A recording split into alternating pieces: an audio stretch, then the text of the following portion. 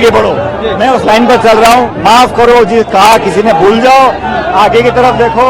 और मैं तो अपने सपनों के लिए जिम्मेदार हूँ। कोई और क्या बोलता है ये बहुत महत्वपूर्ण नहीं है। हमें तो पार्टी को जिताना है, सरकार बनानी है, ताकि 2024 में इंडिया की सरकार बने, कांग्रेस की सरकार बने और बीजेपी को हम चुनाव हरा पाए। तो पायलट सब भूल गए हैं क्या? मैंने कहा ना, मुझे कहा गया है खड़गे जी, राहुल जी ने, माफ करो, भूलो, आगे बढ़ो। तो इस बार चेहरा कौन रहेगा सर? चेहरा पार्टी का कोई ऐसा घोषित होता नहीं कभी भी। हम मिलकर चुनाव लड़ेंगे। बहुमत आने के बाद जो विधायक चाहेंगे, जिसको नेतृत्व जिम्मेदारी देगा, वो सरकार का नेतृत्व करेगा।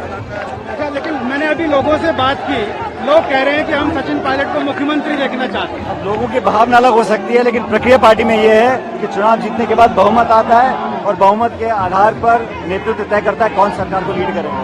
क्या कहना है आपका? कुछ आज नामांकन है, जनता का आशीर्वाद है। टोंक के लोगों ने बहुत प्यार दिया और मैंने पूरी ताकत के साथ, पूरे मन से यहाँ पर काम किया।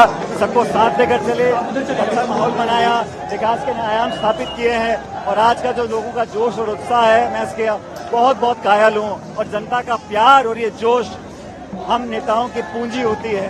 और मेरे जीवन की सबसे बड़ी पूंजी ये है कि लोगों का इतना प्यार आशीर्वाद मुझे मिल रहा है। पायलट साहब, क्योंकि भीड़ आई है, भीड़ काफी ज्यादा है, लेकिन दूसरी बार आप चुनाव लड़ रहे हैं, माहौल पूरे प्रदेश की यदि बात की जाए तो क्या लग रहा है आपको? सरकार दोबारा हम लोग बनाएंगे। पिछली बार हम चुनाव हारे थे तो सिर्फ 21 विधायक रह गए थे। वो स्थिति दोबारा ना हो, सिर्फ मिलकर काम कर रहे हैं। और इस बार सरकार हमारी बने, बहुमत के लिए हम पूरी कोशिश कर रहे हैं। बीजेपी में बहुत ज्यादा बिखराव टकराव है। मुझे लगता नहीं कि बीजेपी का यहाँ कोई पार पड़ने वाली है। सरकार कांग्रेस पार्टी की बनेगी। पायलट साहब, बिखराव की बात आपने बीजेपी में कही, लेकिन सियासी गलियारों में चर्चा यह है कि कांग्रेस के भीतर भी अशोक गहलोत और सचिन पायलट के बीच में जो मतभेद है, वो बड़े खत्म मतभेद है। हमारा कोई ना मतभेद है, ना मतभेद है, ना कोई गुट है। हमारा सब, मैंने कहा, सोनिया जी, राहुल जी, खड़गे जी का गुट है। हम सब मिलकर काम कर रहे हैं। हर उम्मीदवार को जिताने की कोशिश कर रहे हैं।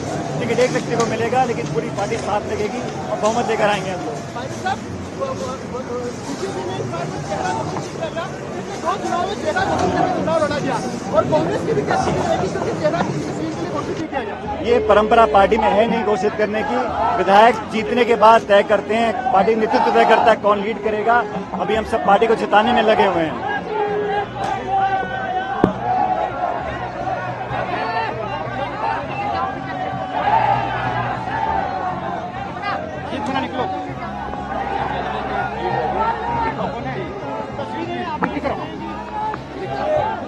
पायलट साहब, ये जिस तरीके से भीड़ आई है आपके लिए, ये क्रेज वैसा ही दिखाई दे रहा है जिस तरह पिछली बार था? लोगों का प्यार है, आशीर्वाद है, ये जोश, ये उत्साह, मेरी सबसे बड़ी पूंजी जनता का आशीर्वाद है। और यहाँ पर जो हम लोगों ने काम किया है, लोगों को साथ लेकर चले हैं, बिना भेदभाव के विकास हुआ है, लोगों ने इसको अप्रिशिएट किया है। और काम के आधार पर क्षेत्र में हमारा जो डेवलपमेंट का एजेंडा रहा, सबको मान सम्मान देने का एजेंडा रहा, उसके आधार पर लोग आज हमारे साथ खड़े हैं। मुझे इस बात का बहुत संतोष है। और बड़ी विनम्रता से मैं कहना चाहता हूँ कि जनता का ये जो आशीर्वाद मिल रहा है, ये मेरे लिए बहुत बड़े आशीर्वाद के रूप में है। पेपर लीक जैसा मुद्दा आपने उठाया सर, अब ये बड़ा इशू बन चुका है। पेपर लीक वाला मामले में अब तक क्या रहा? क्योंकि बड़ा इशू है, लगातार बीजेपी इसको उठा रही है। मैंने पहले भी कहा था, ये जनता का इशू है। इसमें मैं समझता हूँ, मैंने पहले भी आपको रखा, आज भी रख रहा हूँ, कि बच्चों के, लड़के लड़कियों के भविष्य के साथ कोई खिलवाड़ नहीं कर सकता। और अगर कोई करता है, इसमें सख्त कार्रवाई होनी भी चाहिए। लेकिन अभी जो बीजेपी ने किया है, चुनाव की घोषणा होने के बाद छापेमारी कर विपक्ष को, कांग्रेसी नेताओं को जो डराने का काम वो कर रही है, उसको कोई अप्रिशिएट नहीं करता, ये गलत है। लेकिन सर, ईडी तो लगातार एक के बाद एक मंत्री लेके आ रही। ईडी का कोई स्टेटमेंट आया है क्या? ईडी ने कोई वक्तव्य दिया है? तो कार्रवाई ईडी करती है और जवाब बीजेपी देती है। ये कहाँ की परंपरा है? केजरीवाल की यहाँ भी गई है सर, केजरीवाल को भी नोटिस दिया गया।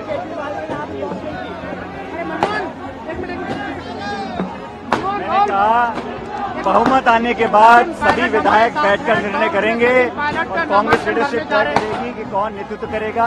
अभी हम सबका ध्यान और फोकस होना चाहिए चुनाव जीतने के लिए।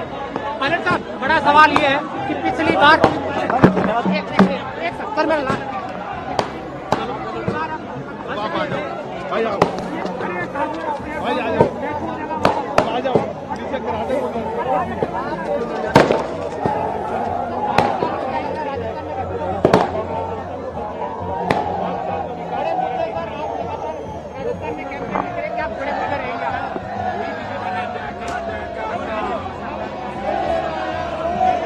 क्या बड़े मुद्दे रहेंगे राजस्थान में सर? कैंपेन विकास का करेंगे? मुद्दा रहेगा, डेवलपमेंट का मुद्दा रहेगा, और हमारी जो 7 स्कीम्स हैं उसको लोग पसंद कर रहे हैं, उसके आधार पर हम सरकार बनाएंगे। सर, एक टोंक में रेलवे का मामला कनेक्टिविटी का बहुत लंबे समय से है, इसको लेकर क्या कुछ कहेंगे?